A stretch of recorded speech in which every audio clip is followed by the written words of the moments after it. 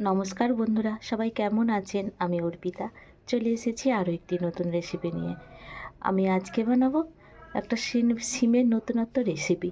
তার জন্য আমি এখানে কিছুটা সিম টুকরো করে কেটে নিয়েছি, কিছুটা আলু নিয়েছি, কিছুটা ধনেপাতা নিয়েছি, কিছুটা নিয়েছি সর্ষে, সাদা সর্ষে, তার মধ্যে একটু শুকনো লঙ্কা দিয়েছি, আর দেবো একটা কাঁচা লঙ্কা, আর দেবো একটু টুকরো করে রাখা আদা, আর এই টমেটোটা আমি এর মধ্যে দিয়ে দেবো। এটা আমি একসাথে বেটে নিয়ে আসবো।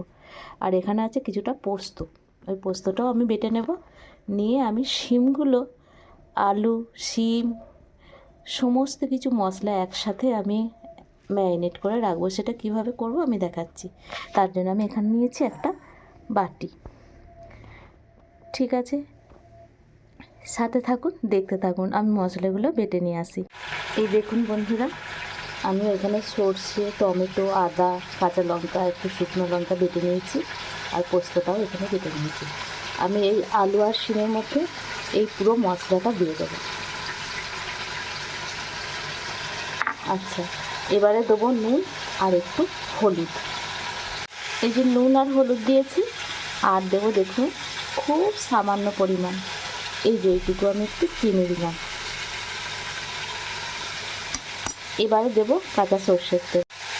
এবারে আমি দেবো কাঁচা সর্ষের তেল খানিকটা দিয়ে আমি এটা একটু আমি ম্যারিনেট করে প্রায় আধ ঘন্টা মতো রেখে দেবো। এখানে যে মশলাটা আছে এটা আমি এর মধ্যে দিয়ে একটু মাখিয়ে আধ ঘন্টা রেখে দিচ্ছি। এই দেখুন সুন্দর আমার মাখানো চাখানো হয়ে গেছে।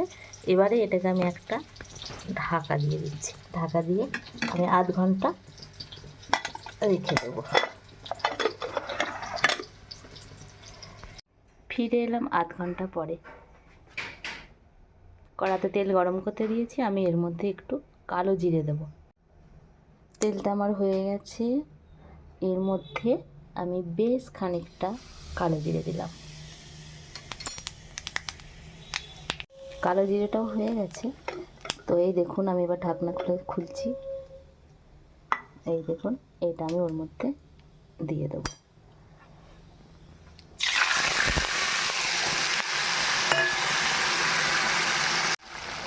জায়গাটা ধুয়ে আমি আর একটু জল দিয়ে দিলাম।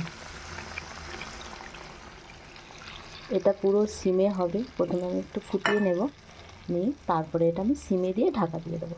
দেখতে থাকুন, সাথে থাকুন। আহা, কেমন সুন্দর দেখতে হয়েছে দেখুন। এই দেখুন ফুটতে শুরু করেছে কিন্তু। এবারে এটাকে আমি কিন্তু সিমে দিয়ে দেবো, দিয়ে ঢাকা দিয়ে দেবো। সাথে থাকুন, দেখতে থাকুন। আহা, দেখুন কেমন সুন্দর হয়েছে দেখতে। এবারে আমি পোস্তটা দেবো। পোস্তটা দিয়ে দিচ্ছি। দেখুন, এই দেখুন পোস্তটা আমি দিয়ে দিচ্ছি, দিয়ে একটু নাড়িয়ে আপনাদেরকে এই দেখুন কতটা সুন্দর দেখতে হয়েছে। এবার আমি একটুখানি ধনেপাতা ছড়িয়ে দেব।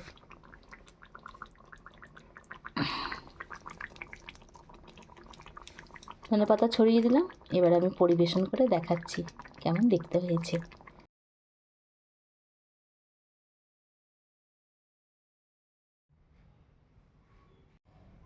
এই দেখুন কতটা সুন্দর দেখতে হয়েছে। বাটিরটাও দেখুন কেমন সুন্দর হয়েছে দেখতে। তাহলে বন্ধুরা আজ এই পর্যন্তই। আপনারাও বানিয়ে দেখুন বাড়িতে কেমন হয় সিমের এই রেসিপিটা। ঠিক আছে, সবাই ভালো থাকুন, সুস্থ থাকুন। আজ এই পর্যন্তই।